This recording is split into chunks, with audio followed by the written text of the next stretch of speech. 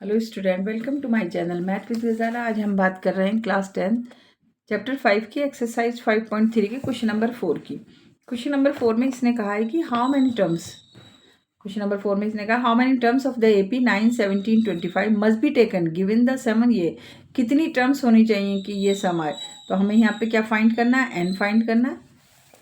देखो एपीज हमें दे रखी हैं 9, 17 और 25 और एसएन हमें दे रखा है यहाँ पर 636 हमें यहाँ पर क्या दे रखा है, एसएन दे रखा है। तो हमारा हुआ यहाँ पर ए इजिकस टू में 9 आ गया, डी इजिकस टू में 17 माइनस में 9 इजिकस टू में कितना आ जाएगा, 8 आ गया। ठीक है, डी हमारा कितना आ गया, A2 माइनस में A1 करते हैं तो हमारा डी कितना निकल के आ गया, 8 निकल के आ गया। अब क्योंकि एसएन हमें 63 दे रखा और एन हमें फाइंड करना है तो हम एसएन का फॉर्मूला डालेंगे। एसएन इजिकस टू में n/2 2a plus n-1 into में डी। हमने यहाँ पर ये फॉर्मूला लिख दिया। अब हमने इसको सॉल्व करा। एसएन हमें कितना दे रखा है, 636, उसकी जगह पे लिख देंगे n/2 और 2 इंटू में ए हमारा कितना है 9 प्लस एन हमें फाइंड करना है 1 और डी हमने कितना निकाला है 8। तो 2 यहाँ पर डिवाइड में मल्टीपल में ले जाओ इसको।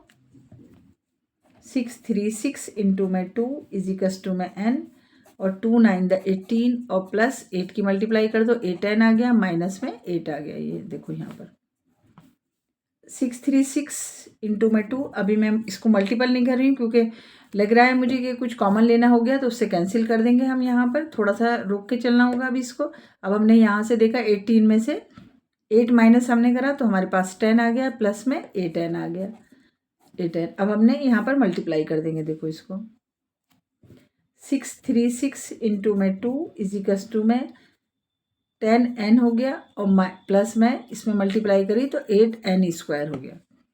अब यहाँ से हमें लगने लगा कि मिडिल टर्म हमारी आने वाली है, हम सीधा इसको लिख लेते हैं 8n² प्लस में 10n और इक्वल टू में हमारा चल रहा है 636 इंटू में 2।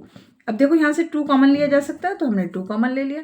2 4 द 8 n² हो गया और प्लस में 5n हो गया, इजिकस टू में 636 इंटू में 2। ये मल्टीप्लाई में इस साइड डिवाइड में जाएगा और कैंसिल हो गया यहाँ से। तो हमारी इक्वेशन ऐसे बन गई 4n² प्लस 5n और इसको हम इस साइड ले देते हैं क्योंकि क्वाड्रेटिक इक्वेशन है, 0 के बराबर करेंगे हम इसे 636 और इक्वल टू में 0। अब हमें क्या करना होगा, मिडिल टर्म स्प्लिट।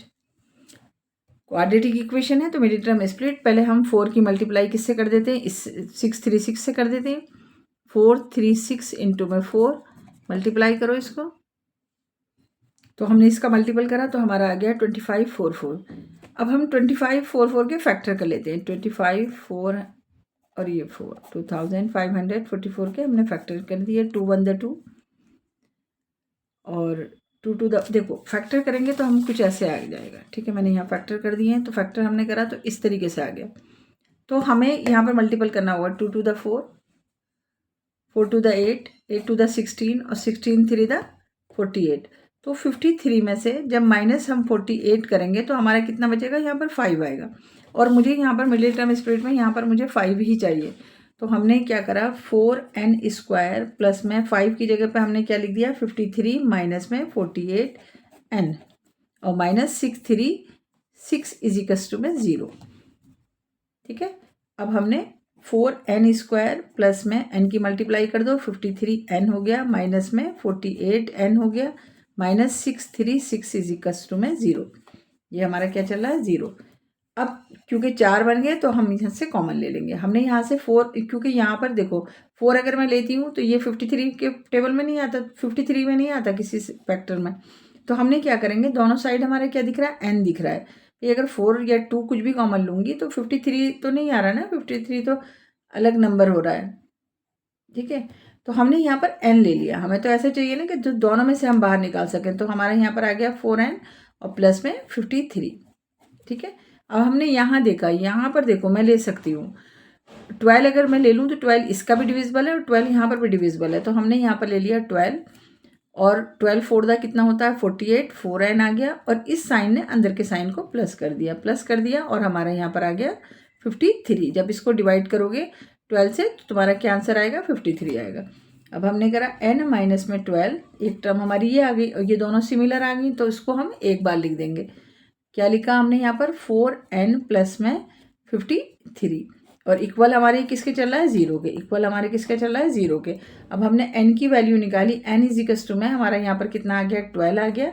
और यहाँ से अगर हमने निकाला 4n इजिकल्स टू में हम लेके गए तो -53, और n इजिकल्स टू में -53 अपॉन में 4 आ गया। देखो यहाँ पर ये, अब देखो n की वैल्यू हमें 2 मिल गई, एक तो n इजिकल्स टू में 12 मिल गया और एक n इजिकल्स टू में ये मिल गया -53 अपॉन में 4। तो हमें इसे इग्नोर करना पड़ेगा। क्यों इग्नोर करना पड़ेगा कि एक तो n की वैल्यू कभी भी माइनस में नहीं होती, दूसरी फ्रैक्शन में नहीं होती। n की वैल्यू कभी भी माइनस में नहीं होती और ना ही फ्रैक्शन में होती है। n की वैल्यू ये निकलेगी, तो n की वैल्यू हमारी कितनी आई, 12। तो हम कहेंगे कि, तो हम इस क्वेश्चन में ये कहेंगे कि कितनी टर्म पर ये जो है सम हमारा 636 होगा। तो हम कहेंगे 12 टर्म पर हमारा जो है सम कितना हो जाएगा, 636 आएगा, 636 जो उसने हमसे पूछा था।